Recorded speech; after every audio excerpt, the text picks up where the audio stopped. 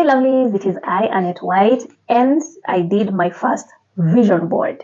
Yes. Have you done yours? Have you written down the things that you want to achieve and aspire to achieve this year? If you haven't, please do as quickly as you can, because having a vision board or writing down the things that you aspire to achieve is a way to motivate you every day when you wake up to work towards those goals. So please do a vision board or write down what you aspire to achieve as soon as possible. Now, in my vision board, reading is a very important thing.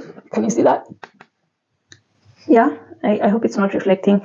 Yeah, and I will tag the people who organized the vision board party, and you can see what other events they have coming up. But reading is something that I'm prioritizing this year. And so being Saturday, as we had agreed, we are looking at the books that I'm reading. And before we even get to that, let me give you a tip, or let me point out something.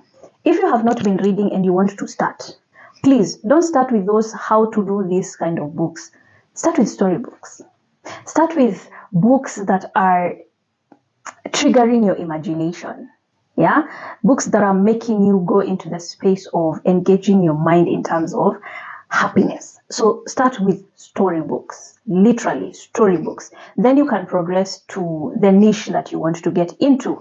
That is if you've never read before, like seriously, and if you're taking it up as a hobby, or something that you just want to be doing consistently. Start with something that is a bit exciting, like a storybook, and then progress from there. That has worked for me. Yeah, because last year I had started something similar, and let me tell you, I would go to 1 page, 2 page, the 3rd page, I am falling asleep. So I have taken a different approach this year. I have started with storybooks, and let me tell you, I'm already on book 3, and it's not even a month yet. So what am I reading? Kenyan author, yes. Her name is Joan. Let me show you the books. These are the books, and so we have Confessions of Nairobi Men, book 1 and book 2, and we have Confessions of Nairobi Women, book 1 and book 2, all written by Joan Thatiah. I hope I'm pronouncing the name correctly, and she writes beautifully. And what I can say, my takeaway from these 2 books, by the way, in less than a month, I have read these 2, and I'm starting on this one. So, like I said, if you want to start reading and you want to be excited about reading books, start with stories. Then your system will get used to reading, and that way you can progress to a niche that you want to take up, yeah? But start with stories. Anyway, Joan Thatiah writes beautifully, and the takeaway for me, very simple.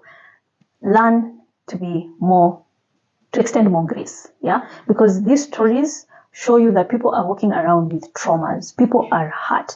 People are walking around with a lot of shame and a lot of guilt, and they're not able to express themselves. They're not able to heal for whatever reason, yeah? And so sometimes we should aspire to extend more grace as opposed to judging people so much.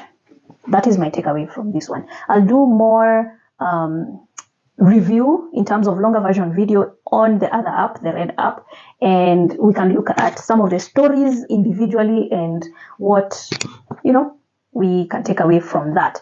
But if you've read this book, yeah, Confessions of Nairobi Men, let me know in the comment section, what did you think of it?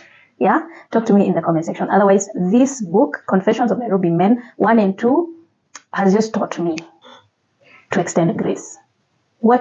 Yeah, so now this coming week, I am reading Confessions of Nairobi Women. Then both books. The 4 books costed about 5,000. I got them from Textbook Center. And because we are supporting our own, and Joan writes very beautifully, she has so many other books. Let me just read out the books that she has. Number 1, Things I Will Tell My Daughter, I'm Too Pretty to Be Broke, Letters to My Son, Damn Girl, Stop That, Guilty, a novel, Everything I Know About Life, Confessions of Nairobi Women, Confessions of Nairobi Women, Book 2, Confessions of Nairobi Men, and Confessions of Nairobi Men, Book 2. If you can get your hands on this, you will get to know how people are walking around with a lot of wounds.